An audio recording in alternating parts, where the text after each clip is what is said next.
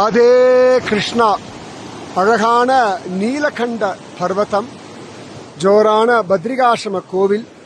இங்க நீங்க கீழே பார்க்கறது ரிஷி கங்கா. 1 கோடி கங்கையினுடைய கிளை நதிகள் இந்த ஹிமாலயம் முழுக்க இருக்குன்னு சொல்லுவா. அதுல ஒரு ட்ரிபியூட்ரி இந்த ரிஷி கங்கா. ரொம்ப விசேஷமானது. மெயினா இன்னைக்கு தரிசனம் பண்றது ரொம்ப விசேஷம். ஜூன் 16ஆம் தேதி 2024 வருஷம்.